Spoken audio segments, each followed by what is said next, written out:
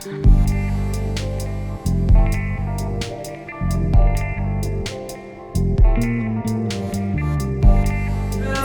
everybody. Thank you very much for giving up your lunch break to join us today for our ASPI panel. My name's the Deputy Director of ASPI's International Cyber Policy Centre, and we're a centre in ASPI that focuses on cyber tech and issues related to information and influence. We've assembled this panel here today to talk about a new report that ASPI released last month titled National Security Agencies and the Cloud, an urgent capability issue for Australia. And it looks like we have almost 100 people online, which is fantastic. We have two of those authors here with us today. Michael Shoebridge, who is the director of, I was going to say, can everyone wave? Michael Shoebridge, who is the director of the Defence and Strategy Program at ASPI, and Dr. John Coyne, who is the head of strategic policing. Also joining us today is my colleague, Jocelinn Kang, who is an analyst in our International Cyber Policy Centre. And we have two panellists joining us from Oracle, who supported this research project. We have Ressin, who is the Director, National Security Regions at Oracle Cloud Infrastructure. And Jeff was previously Deputy CIO at the FBI and was also responsible for a large segment of the CIA's enterprise IT infrastructure. We also have Rand Waldron, Senior Director of Oracle Cloud Infrastructure and Product Development. Rand was previously Deputy Assistant Director at the FBI and prior to that served in the US Department of Justice. Before I dive into my questions, let's run through a few basic rules for the road in how this event will run and how you can engage as a participant. First, I will likely ask each panellist just one question each before we open it up to questions from the audience. It's a large panel, so I suspect a question each will get us to halfway or 60% in. So then I'd love to focus the rest of the time on getting those questions that everybody puts forward answered. To all the panellists, please do mute yourselves when you're not speaking. To ask a question from the audience, you should see on the right-hand side of your screen a question box. So throw a question in there. If somebody's already thrown in the question that you want to ask, you can upvote that question, and I will try to pick those upvoted most popular questions as well. We have 5 panellists. It's going to be busy. I've done a really short intro, 2 minutes. That's perfect. Rand, I'm going to start with you. What is cloud, and what does cloud adoption look like in the US national security community? So cloud, there's constant discussion about what is cloud and how is cloud evolving. I hate to defer to somebody else, but there is a NIST, the National Institute of Standards and Technology in the United States, has actually a very good definition that we use all the time. And essentially, I won't read the whole thing, but essentially it's on-demand network access to a shared pool of configurable computing resources that can be rapidly provisioned and released with minimal management effort or service provider interaction. And it goes on for a very long time with a lot of more detail. And cloud providers have extended what cloud can do extensively beyond the basics. But to think about that for just a moment, what it means is you as an end user can have access to extensive compute at a scale that is larger than you could ever really purchase as an individual or even as an individual agency. Access to extensive compute that you can rapidly configure yourself, you can rapidly provision and start using, and you can also rapidly deprovision and stop using. And so those are the key characteristics of cloud as we see it. Everything else you add on top of that is what I'm going to call extras or Chrome. There's now AI and machine learning, and you can build entire software systems. We call it software as a service, SaaS. There's a lot more to cloud now, but at its core, it always comes back to network access to compute resources you can configure, you can begin using, and you can stop using on demand. I'll pause there. Is there anything anybody wanted to add? I was just going to follow up on the second part of the question on what cloud adoption looks like in the US national security community, because it sounds like it's quite different from where we are in Australia. Yeah, I can't pretend to be an expert as to where where Australia has gotten in its cloud evolution. But I will say this, in the United States national security enterprise, cloud is the most important technology decision and technology effort that we've undertaken in the last decade. Been a decision of last year or of even 5 years ago. The United States government national security enterprise went what's called cloud first as early as 2011, saying that if you had to choose where you were going to deploy a system, you would deploy it to the cloud years and years ago. Where we've ended today, and ended is not the right term actually, through a long evolution, where we are today is cloud is still a transformation. It is still an evolution. The vast majority of systems in the US government have not moved to cloud, but cloud is absolutely the dominant technology choice. It is the dominant place that every conversation starts. And what cloud looks like, frankly, is almost any kind of a technology capability is now subsumed into that term cloud. So it's no longer about one provider or two providers. There are dozens of providers. It's no longer just about compute resources or even AI. It's about full applications to run your HR systems. It's about combining data from different cloud providers. So now cloud is really a mature ecosystem, many providers, many contract vehicles, and there are complications. I'm sure we can get into some of them, but cloud is absolutely the dominant technology decision that the US government has made in the last 10 years. We are still in an evolution, and it is still kind of the best idea we've had in a very long time. Thank you for that, Rand. John, I'm going to throw to you now. Can you give us an overview of this new report that you, Michael, and our colleague Albert published last month? Yeah, sure. Thanks, Danielle. Look, right from the start, and I can remember sitting down after we finished the report with Michael and Albert, and we said, we're looking at titles, and this is one of those times where the title says it all, but the detail behind it. So, this really is about the national security side of the house and a national security cloud and an urgency to it. But in essence, if people really want a sort of a summary of it, it's about four things, which is change, innovation, leadership, and opportunity in this national security space. We see that the nature of computing is rapidly changing globally. And with that, our current systems and ways of meeting that challenge here in Australia and our national security community are struggling to keep up. On one side of it, we've adopted these amazing, and in the process of adopting fifth generation warfare capabilities and collection capabilities, Growler, Joint Strike Fighter, and they are sucking down huge volumes of collection data. On the other side, they take huge volumes of data to go with it.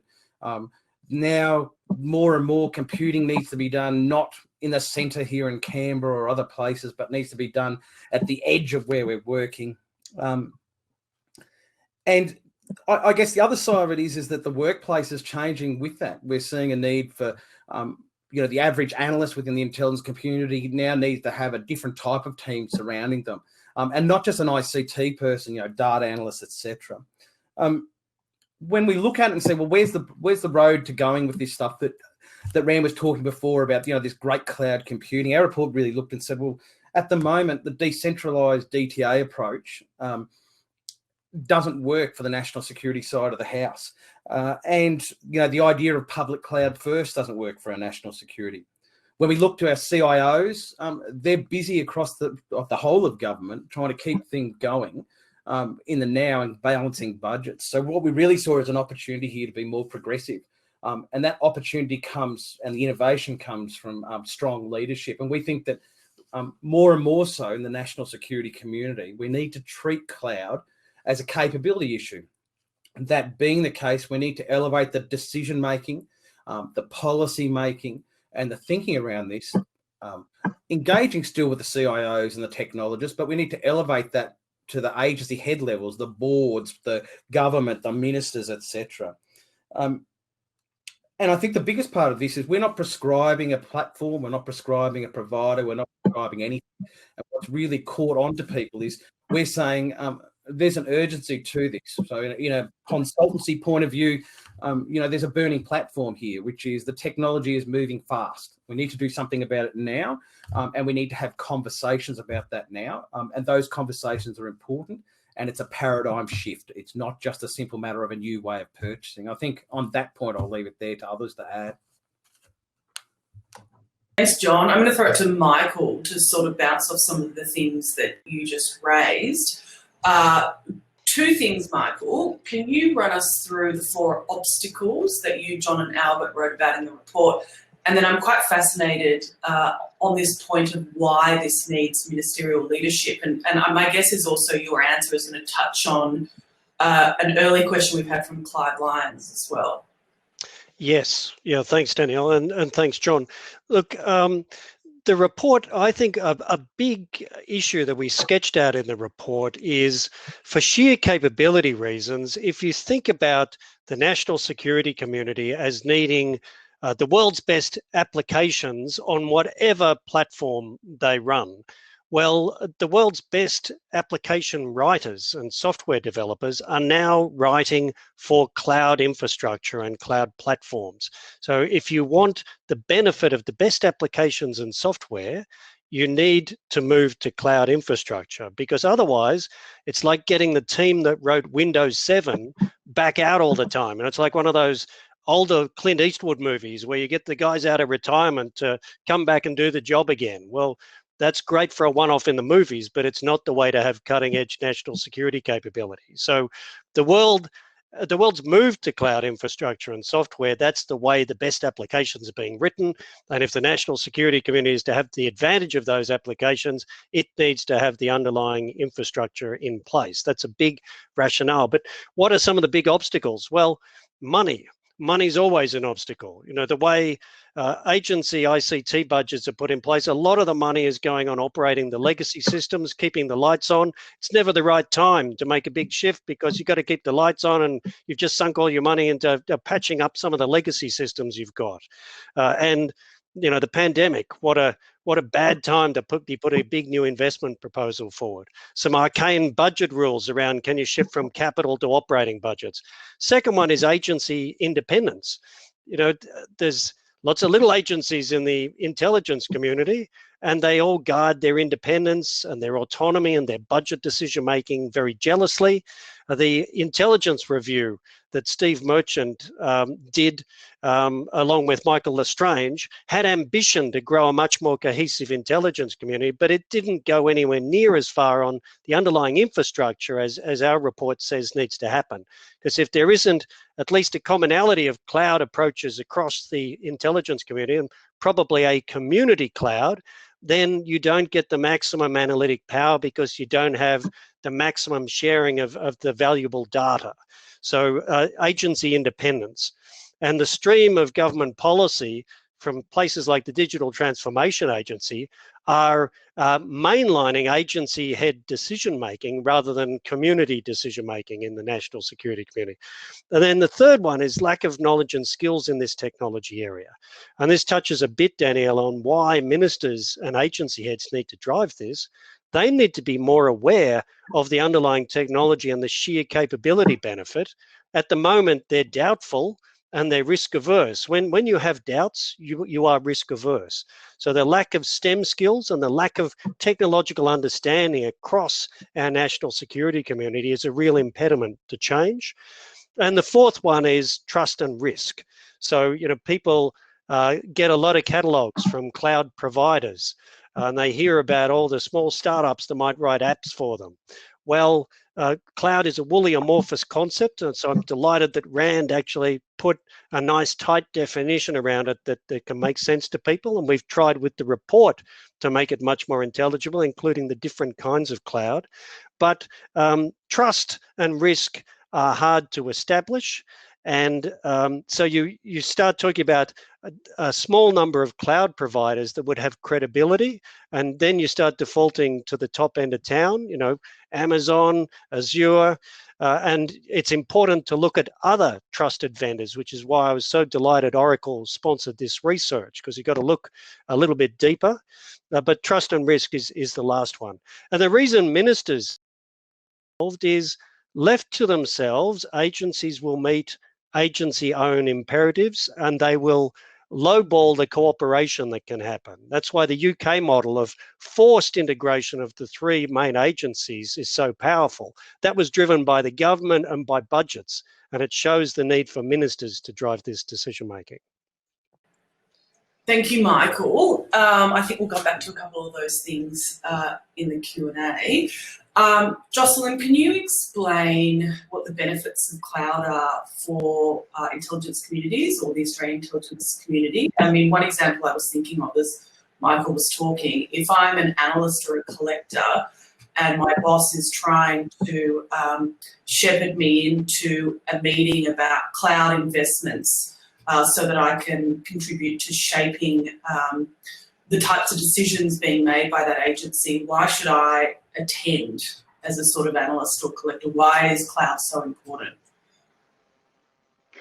Sure, Danielle. And I'm really glad your boss, as an analyst, I'm really glad your boss has asked you into this cloud conversation. So the real benefits of cloud computing for the intelligence community, it's only realised when we see it as a strategic capability. So I'm not just talking about keeping up with the tech or gaining efficiencies from outsourcing or not having to buy and maintain the hardware. I mean, there are definitely those benefits. But it's when we take it out of the corporate IT space and think strategically about cloud, when we can see how we can use it to leverage these technologies for mission-focused outcomes.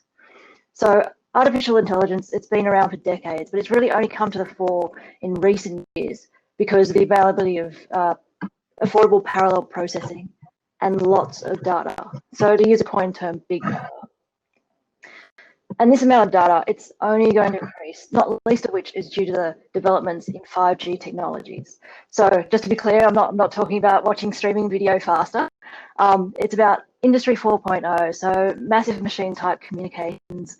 We're talking about smart cities and the multitude of Internet of Things sensors. That's going to be pumping out a lot of data. It's going to be a data-rich environment. So the real power of the intelligence agencies, though, is having access to this largest database in the world, the Internet, and combine that with highly classified information that's hard to get, and then combining that with the highly classified information and performing analysis on it. Now, it's also about having access to this largest database in the world and improving your own internal machine learning algorithms. So now we're seeing cloud computing as an enabler. It's a necessary foundation. So if we can leverage this artificial intelligence in the cloud to help process and analyze the data, we can really start talking about data-driven innovation to augment decision-making. Now, I'll just add one more thing there, because security is always a important topic, and rightly so. So just to use one example, so 2 of ASD's top 4 strategies for mitigating cybersecurity incidents is keeping your systems up to date. So why cloud? Like, we're talking about how is cloud more secure than perhaps managing your own infrastructure here. So if 2 of the 4 strategies of mitigating your cybersecurity incidents is keeping your systems up to date, then so that we're talking about both your applications and your operating systems. Now, I don't know any departments whose main function, the purpose of their existence, is to patch their IT systems. Although essential to information security, I mean, it is an administrative overhead. But a cloud vendor whose reputation and government and government business line is dependent on the security of systems and their cloud operations, it's going to be their focus. So it's likely that a cloud vendor will have the system up to date better than any department internally could, especially if these cloud vendors think about their other internet applications and the amount of data that runs across their networks, and therefore the amount of threat intelligence data they could have. In combination with automation and machine learning, they're probably able to recognize those threats and deal with them faster than an IT officer trying to wait for a patch to patch their systems. So I'll leave it there. Thank you, Jocelyn. I want to come back to you in a bit, Jocelyn, and throw you the question from Clive. Gosh, this moves quickly. About, is this really about cloud or about the way intelligence community shares unprocessed or processed material? However, your audio is a little bit clunky, a little bit, I don't know how to say it. There's something funny going on with your audio, so maybe you could play around with that. And then so when I throw to you in 10 minutes, things are a little bit better there. Jeff, I'm going to turn to you now. What I want to ask you is it better to have whole of government purchasing power when it comes to cloud, or is it better to have a series of small cloud purchases that I suppose happens, in a sort of organisation by organisation way? Yes, that's a great question, and thanks for having me at the panel. First of all, it's a pleasure to be here. I think I would advocate the perhaps a little bit of both, the whole of government approach with multi-agencies gaining the bigger economies of scale certainly leads to more product offerings with multiple cloud vendors. I would argue that's the way to go, because if you consolidate the agencies, it creates a significant demand. And with that demand, then the cloud service providers will come in and spend the capital expenses to enable the agencies to use an operating expense model. So there's no huge outlays. And when the cloud service providers see that demand, they'll come in and do that. If there's a little bit less demand, maybe there's a minimum yearly buy that we'll ask for. But with the pooling of the agencies creating that economy, there's multiple providers that are available to the government users, and that leads to a more robust set of solutions for them to take advantage of. If there's multiple providers, the government, and this gets to your second option, can compete specific task orders or specific workloads that would move from government infrastructure into the cloud provider infrastructure.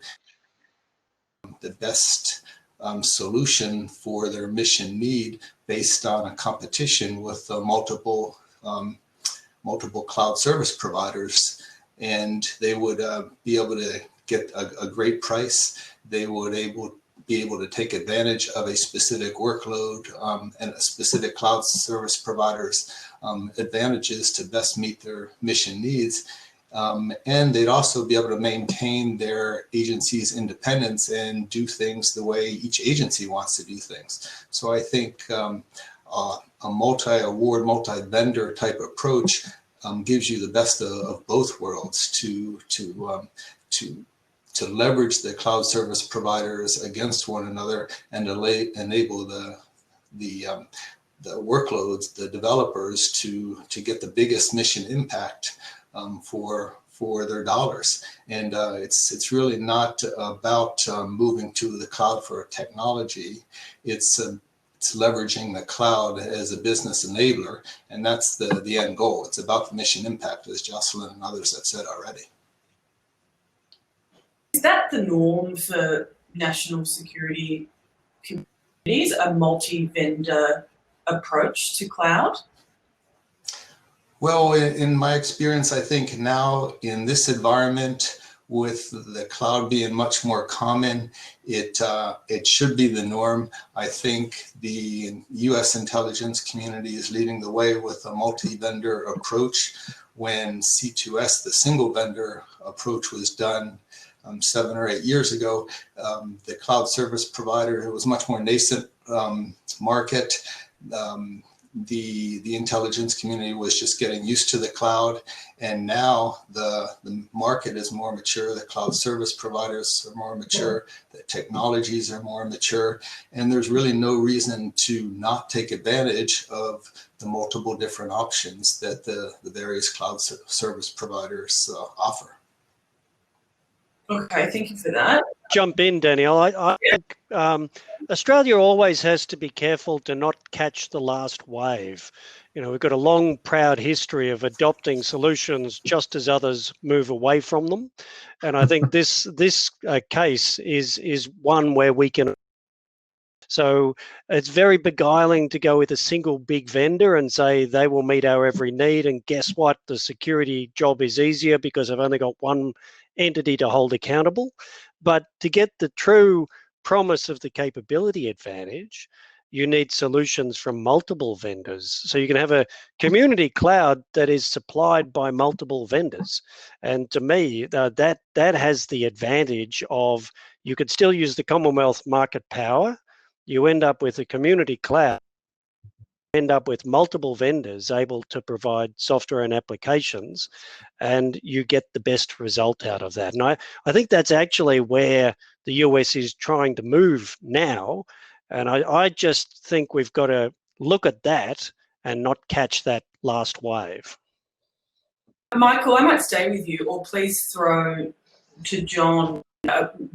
One of you answering this question would be great. So if you scroll down the question menu, there was a question from Jocelinn Ryder 19 minutes ago that says, given the relatively new requirement for Australian agencies to assess their own cloud cybersecurity risks, do you see benefit in using further governance frameworks, NIST or ISO? How do these agencies move forward together on cloud transformation? Could I get one of you to pick up on that? Sure. Well, so I would say it's a mistake for the Australian government to toss assessment of cloud cybersecurity risks to each individual agency. I think it's an abdication of responsibility within government. I think there needs to be a clear functional area that has the technological knowledge to be able to make accreditation decisions and to empower other agencies with that technical advice. And that has been ASD. And my personal view, from my understanding of our intelligence community, is ASD is the sort of critical mass of technological knowledge on this issue. Now, there's a separate question about, was the accreditation approach that they were running the right one? I don't think it is, and you'll see in the report we've got quite a discussion of the fact that security accreditation processes always lag technology, and that's a fundamental problem.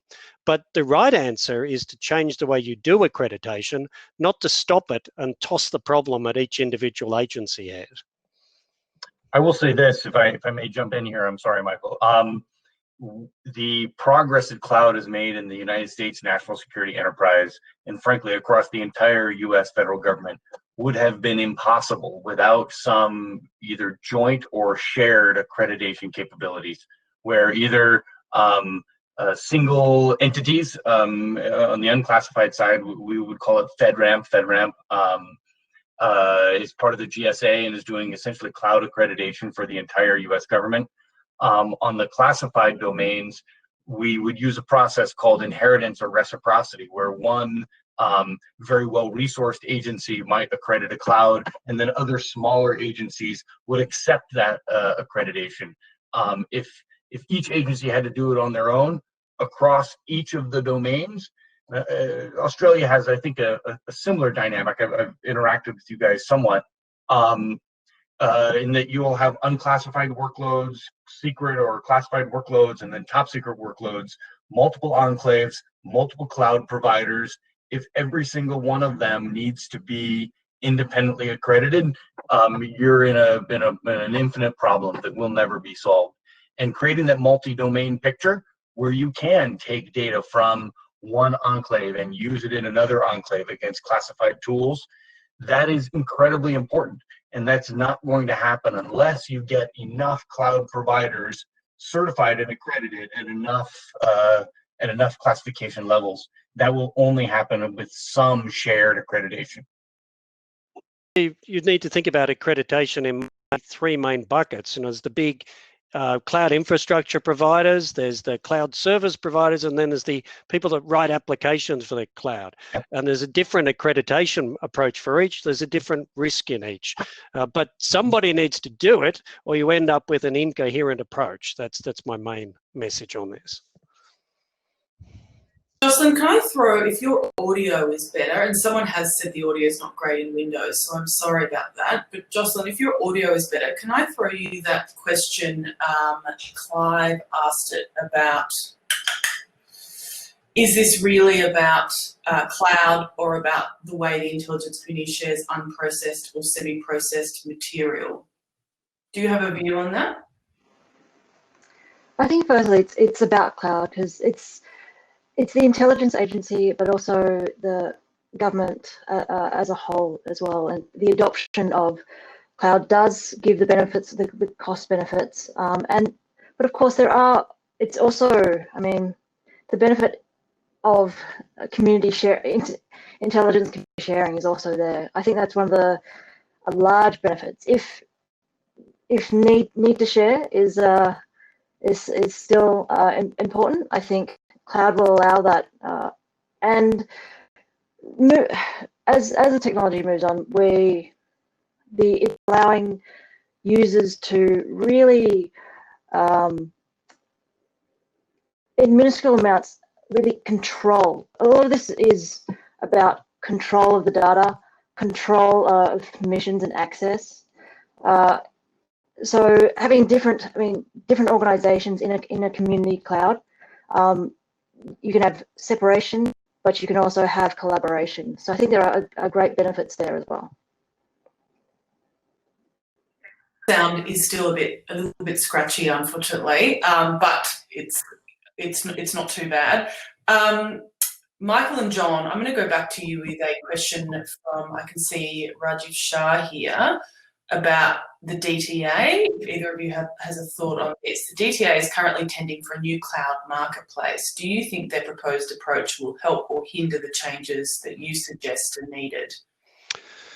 Look, I haven't seen what their latest move is, but I did think that the DTA's secure cloud strategy was a classically misnamed approach. I didn't think it would produce security, and I didn't think it was a strategy. But apart from that, it was a compelling document.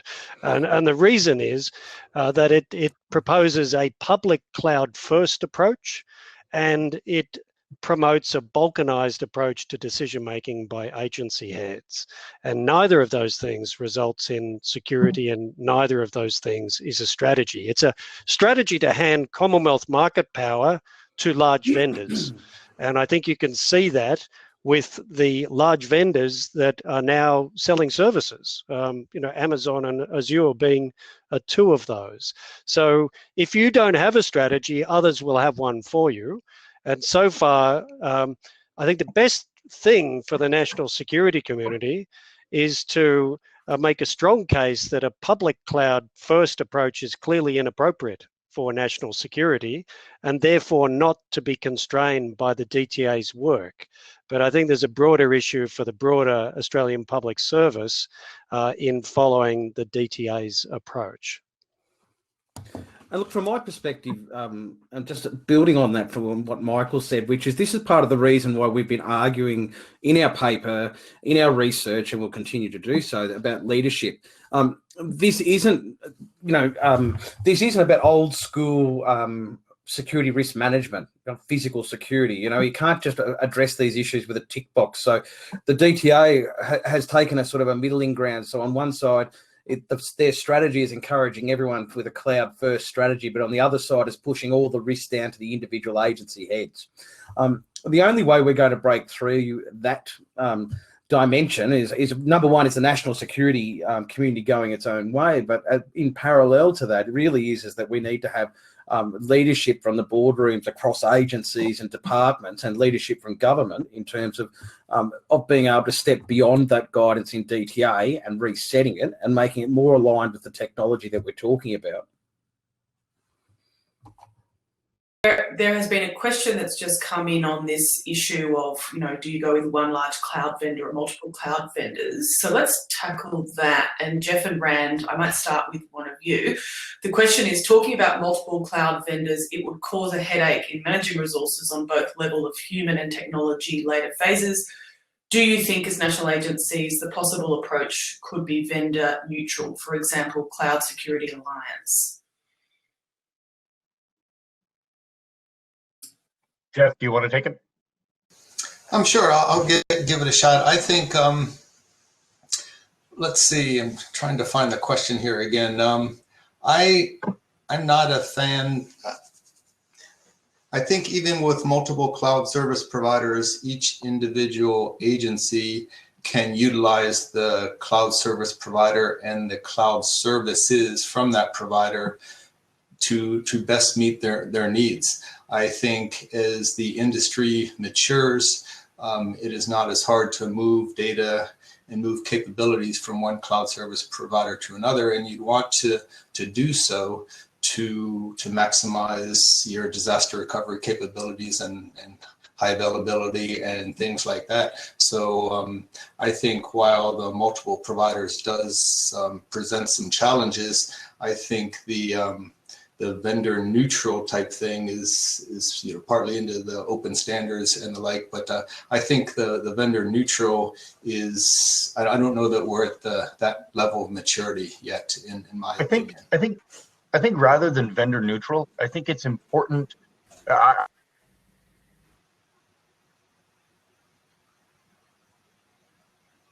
Looks like we've lost Rand there mid-sentence. Oh, Rand, you're back. You seem to be cutting in and out a little bit. All right, we might move on. Oh no, hang on, Rand, are you there? I'm back, I think. Okay. Yeah, I'll be very brief. I'm sorry about that. No. I think vendor neutral is, especially for given applications and workloads, is almost impossible.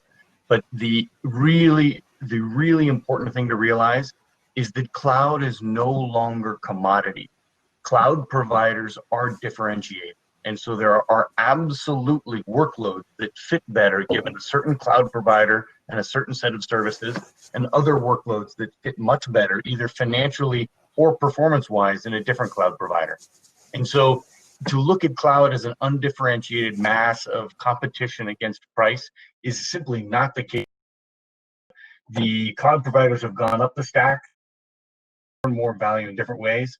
They structure their financial models in different ways, and different applications, different workloads, different needs will absolutely drive you to different cloud providers, or you'll end up with huge swathes of your agency in a cloud provider that didn't make sense for their application, bitter that they were forced to migrate, and paying too much money.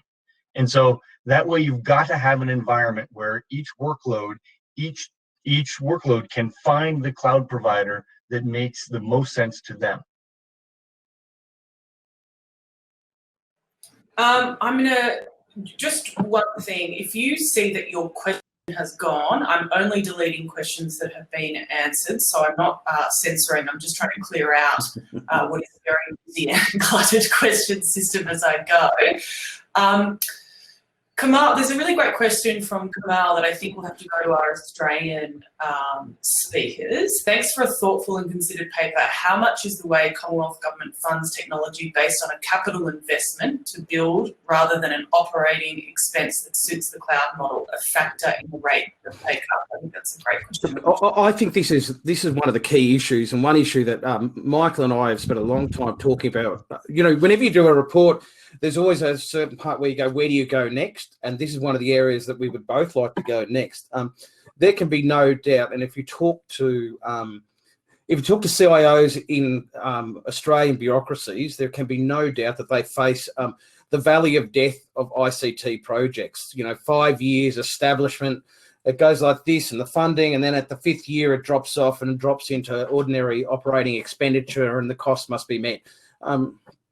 And what we end up there, and you look to various organisations, and you clearly see, organisations with 60, 70 legacy systems where, 30 to 40% of the ICT budget is allocated to maintaining legacy systems, and it's a sort of like a debt trap, and it requires something. I personally think it's part of the reason that CIOs find it so difficult to address some of these bigger issues about cloud and going forward. And I still think we're going to have to come to terms with how we deal with capex and opex in terms of ICT projects. And there is no easy answer to this because the agencies absorb it. It's a process where, you know, a capex allocation is so much easier to do over a 5-year period than making long-term commitments to operating expenditure, which can't be cut with efficiency dividends. And I know Michael has some very specific experiences with this, and maybe you'd like to share some of those, Michael, as well. Yeah, thanks, John. Look, it is a great question because, you know, the finance department has to control spend somehow. And how many times have people in finance ministries around the world heard from vendors or departments, hey, guess what? This new thing that I want to invest in is going to have lower through life costs than the thing that I had before. So it's, you know, just let me, there's an upfront cost, but let me make the investment and then it's going to be cheaper.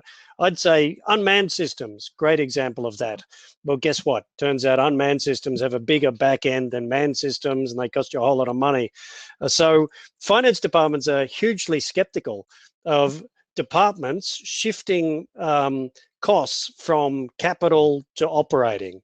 And they see it as a bit like, so you've just told me you're going to have an ongoing drug habit rather than a periodic purchasing behavior that I can predict.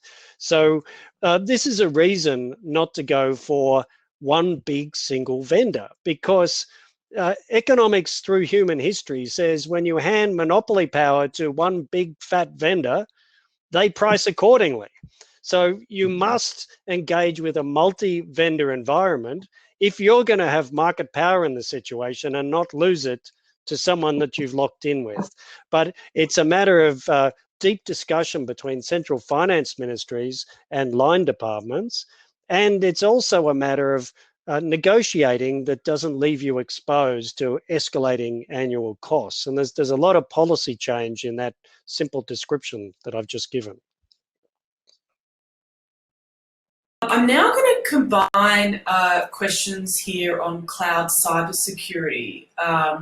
Jeff and Ran, I'm going to throw these to you. One question is there a genuine risk that foreign components on the backbone, it says e.g. Huawei, can leave backdoors that are undetected? And what is the solution to this type of backdoor on a network that's not physically isolated? So that's one question. The other here, gosh, this moves quickly, the system, I've just lost it, was from Dennis Levy. Stay with me for a second. Here we go. Oh no, I've done Dennis. Sorry, Ben Scott. The second question on cloud cybersecurity is, with some high-profile cloud breaches, i.e. 500,000 records exposed from GPS vehicle trackers due to misconfigured cloud server, it seems one of the most critical issues with cloud security is that there are not always clear lines of responsibility. How might our NSAs deal with this challenge? So I guess our agencies. So can I throw that to one of you? Yeah, I'll take the first one, I guess, and Jeff, because you got the first one last time. I think the question about genuine threat from components on the wire, I want to break it into two pieces, and one is components within the cloud, and another is components, what I'm going to call outside the cloud or on your way to the cloud in the network. The reality is the threat on the wire and the threat on supply chain components is absolutely real. There are things you can do about it. You can encrypt more and better. You can isolate yourself from networks that are so compromised. I think most of you know in the United States we do all of our classified work on networks that are air-gapped from the big internet. And so there are steps you can take to deal with that. It is a real threat. I think Australia as a whole, as policy, acknowledges that threat from certain vendors and is taking the right steps there. In terms of components inside the cloud, this is something actually that is very relevant for Jeff and I in our daily work these days. And the short answer is cloud providers build incredibly detailed and complex mechanisms around supply chain management. And you guys, as an important customer, you guys being Australia, being the Australian defense framework, can levy requirements that say we want this sort of supply chain management. We want supply chain handled this way. And you can levy requirements on the security side that say, look, you not only are you managing your supply chain in a regimented way that you're reporting to us such that we understand, you're also ensuring that the services that run in the cloud have ways of isolating themselves from the components, ensuring that the data isn't available to the components. So all that's a very long way of saying supply chain is a risk, but it is absolutely mitigatable. And I promise you, it's a risk in all the hardware you're buying on premises as well. I just wondered if it's worth jumping in on the security issue there, which is, there's a view that the cloud is inherently insecure because it's a shared resource, but that's why the idea of a national security community cloud with some private agency clouds where that data sharing isn't possible seems to be the more feasible path.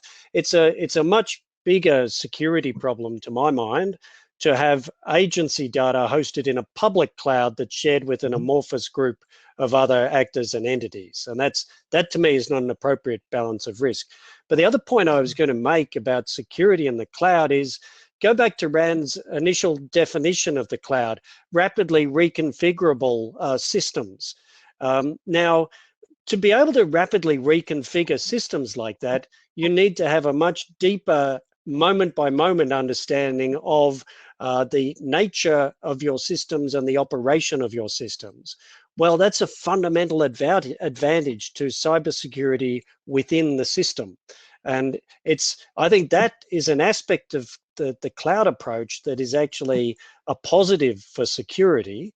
And as soon as you accept you can't absolutely secure the perimeter of any electronic system, whether because of personal, physical, or system risk, then having that visibility of the system that a cloud approach drives you to have to make it work, you start seeing as a positive for security, and it flips that argument around.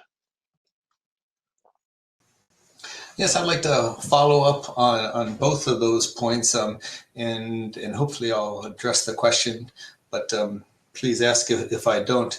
I think that with any electronic system, there's inherent risk, as we've all mentioned before. There's breaches that are going to happen. With respect to the overall cloud security, when we did the C2S, it took us a long time to realize that in many cases, the security within the cloud was much better than the security that we had on our own infrastructure. A simple example for that was patching. All the cloud security providers are extremely disciplined. They use a small number of operating systems. They don't deviate, so therefore all the patches work. Every month things are patched successfully. When we had thousands of servers, we never got 100% patching, rarely because of, very valid reasons. And sometimes we just accepted that risk and moved on. And so just as one simple example there, we were patching, the cloud service providers patch extremely well, and they eliminate easy risk target areas, easy vulnerability areas. So it took us a long time to convince and engender trust that in many cases, the cloud provides better security. Now it's not foolproof, it's not 100%. And I would argue the lines of responsibility between the cloud service provider and the consumer, the developers, I think are more clear than I think I originally thought, now that I've been involved a lot deeper. I think the lines are clear, but they're different because it's a different environment. So it requires a little bit different way to analyze the risk management framework to obtain the same goals. You still have to understand where those boundaries are, who's responsible, but it's just slightly different. I don't think it's the same process that you would use on your own infrastructure than the non-cloud world. But it's different education, different knowledge, different techniques and things like that. I think it's entirely manageable, but readily admit no system is 100% foolproof. Move to a question from Bronwyn Mercer, but it seems to have disappeared. Michael, you were actually in the process, I think, of responding to that. but it was a question saying that she used to work for government and was worked with ASD on accreditation, but that each organisation still did their own accreditation. So it was a question, and I'm so sorry, Bronwyn, if I don't have this That's right. right. I know the one, Danielle. Yeah. Things can be shared across agency, whether your own sort of internal, reporting or analysis on your cloud accreditation can then be shared, so you're not duplicating, is how I sort of saw it. Look, it was a very informed question, and it made me think. The point I was making about accreditation needing to change is really relevant to what Bronwyn was asking, because risk assessments are always made to inform accreditation decisions. Well, those risk assessments need to be shared with the agencies who then might rely on that accreditation, because it's still true that there is some legislative responsibility that agency heads have. And I'm not saying we disempower them, but you provide them with the information base to make better decisions. So sharing those risk assessments that the accreditation decisions are based on is an excellent idea. But the other fundamental point is accreditation can't be a one-off process. You might accredit a solution and then the solution changes. It gets improved, vulnerabilities get discovered, they get patched, they get closed, and also the amount of risk you're willing to accept from a particular solution will change depending on how widely adopted that solution is across multiple agencies. So that's where accreditation needs to be smarter, and it needs to be a continuing process. And the risk assessments that inform that accreditation need to be shared widely within the community that's relying on them. Is there a reason, Michael, why these risk assessments aren't already shared? Well, my view is that it's a little bit like a doctor sharing their internal thinking about your diagnosis with you. You know, what they don't want is a second argument about why their risk assessment is or isn't right. And so it's, well, we've made the judgment, this is the answer. And the more I tell you about the inner workings of my judgment, the more I might expose myself to further questioning and discontent. So it's about a maturity of that interagency approach, but it's also about having confidence when you make the accreditation decision that you actually have the expertise to do it. And that's where I don't think there's any escape for ASD being the source of that accreditation, because they are the critical mass of technologically capable people in the Australian government. That is a simple fact. And look, I agree with Michael. I guess the only thing Could I ask Michael? Could I just add for a second, Danielle? I think the other part of this is so much of the accreditation process tracks back to physical security days. So, you know, for instance, you want physical site accredited. There's a process that goes through for that accreditation. And I'm old enough to have seen as technology and information security came through, so much of its basis was founded in that physical security doctrination. So, you know, whether the same process, you know, once a padlock is accredited for being used in a certain type of site by an agency, then it stays accredited forever. And what happens there is it's part of, you know, the subject matter expertise. As we move to a more risk-based approach and policy-based approach to security, we push that responsibility back onto the agency heads of departments in Australia. So they carry the risk without the expertise across the whole security spectrum. And when they go to get security advice, it's meant to be rock solid, that they can rely on it. And I think this is part of that challenge. And I really like what Jeff and has said today about change and about things are different now. I'm not so sure. So this is one of these cases where I think that the change that's needed is a little bit more revolutionary than evolutionary, and that the accreditation process probably needs to be completely revisited. You know, taking years to accredit software simply is not going to work in this environment. So there needs to, how we approach accreditation and risk needs to change. And we just haven't quite worked out how to do that change to match up with the modern technology and the rate of innovation outside. So I think it's a very complex issue, but it's not outside of our capacity to deal with. But we're you know, as Michael said, I can't agree more. There is, if ASD can't accredit because of available resources something, there is no way that you know, non-central or operational level agencies are going to be able to appropriately accredit their own clouds. We've got 5 minutes left. Can I encourage all the panelists to jump in and try to, where you can, answer some of the questions? I can see Michael's prolific and has been doing that the whole time. Jocelyn, I can see, and unfortunately your audio is a bit funny, but I can see Jocelyn jumping in and answering some as well. Could I encourage you, the rest of you, to do that, because there's always more questions than we have time to tackle, and there's a lot of questions going on. How I wanted to finish this was, Michael and John, to ask you more about what has been the response from this report. As someone who was not an author and was sort of external, but has watched and heard about it, it seems to have really kicked off quite a debate. It looks like you're in demand for briefings from a range of, you know, both government and industry. I'm really keen to hear from both of you on where, I guess, the points of debate are focusing. Sure. We have found it's a timely report, and I'd have to say that's because it's not like there's no thinking around these issues going on inside the Australian national security community. It's precisely because there is a whole lot of thinking going on that people are engaging with the report. But some of the feedback I've had is the way the report takes it out of the ICT world and puts it into decision maker language and talks about it as a capability issue and connects it to our strategic environment.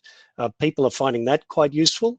They're finding some of the simple language about what the cloud is and what the different kinds are, the community cloud or public cloud, community clouds, private clouds and hybrid clouds, that it's kind of making that a more understandable concept for people.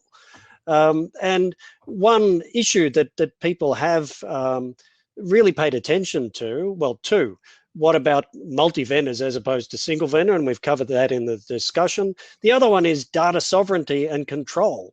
And just put bluntly, the report is quite clear in our view on this, and that is that even the most trusted relationships between governments, and the Five Eyes relationship is probably the most trusted set of relationships on the planet, and that's a fantastic thing for all of us. But even within that, each nation has its own secrets that it does not share with the others. And so that boils down to a principle of data sovereignty for Australian agencies as they adopt cloud solutions. So, you know, that really comes down to Australian security cleared people being in overall control. And that has a bunch of implications, probably means some onshore cloud infrastructure, even with some offshore cloud infrastructure. But frankly, that works with the way the world is going with reduced exposure to different supply chains. So there's some of the debates going on. And I think the good thing is we didn't try to put a single true path forward. We tried to really have an open discussion, but with a sense of direction to that and a sense of urgency. And I think that's been appreciated by people. Look, for me, one of the things that's been really interesting is the industry response, and their thing is almost to a T. You know, both obviously with our sponsors Oracle, but the other major players in the market have all said the same thing. You know, there's this thing of this is a very timely report. They don't necessarily always agree with everything we've said, and the concepts and issues that Michael was bringing up before are exactly the things, you know, that we're disagreeing on. But what it is, it's become a timely platform for discussion. And what we're finding is that, you know, the audience should make, you know, it'd be lovely for me to turn around and turn and say, you know, people are asking us to talk about this report because they are in vehement agreement with us and they want to sit there and, you know, hear all that. You know what they want to do? They want to debate this. They want to talk about it. We see it today with the numbers of people who are here. We're seeing it with emails that come in from people, and we're seeing it from our dealings with the companies. And it's a start point because we recognise, and you would have heard me sort of some of those hooks out there, which is, you know, people brought up supply chain as an issue. You know, we haven't really touched on it today, but, you know, where does 5G take us in terms of 5G technology and cloud computing? There's a whole range of discussions that need to be had here. And one of the things that, as Michael said, I just can't reiterate enough when we're talking about it, which is this is not an issue that CIOs can resolve in any of the agencies and departments here in Australia. And it's not because that they don't understand the technology or anything else. It's because it's a policy decision, and we need to get greater buy-in from the various agencies. So from my perspective, I've been overwhelmed by that sort of feedback that's coming in. And I'm guessing that, someone asked earlier about, how do we get people to, and government and senior executives to engage more with cloud? And I think that's exactly what this is doing. It's just providing a vehicle that people can discuss and turns around and talks about it at the policy level in a way that's understandable. And so from my perspective, I think this is the start point for that. And I think that we would like to see a lot more of these sorts of discussions and in that same, at the moment, platform solution agnostic approach. John, you've taken us straight to 1 p.m. sharp, which is the end of our webinar here. I want to thank the audience for joining us the last hour. We've managed to keep it at 100 or above the whole time, which I think is fantastic. Thank you very much to all of our panelists today for joining us. I will encourage you to go to the ASPI website where you will find the report on the homepage, and you'll also upcoming events at aspi.org.au/our-events. Tomorrow we have a big event on Hong Kong, which I think will be fascinating, and the following week on Philippines-US defence relations.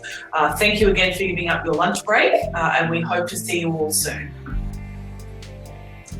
Thank you. Thanks very much, everybody. And thank you for the questions. I thought they were thoughtful and made us think, so thank you. Thank you very much. We'll end there, everybody. Have a good day.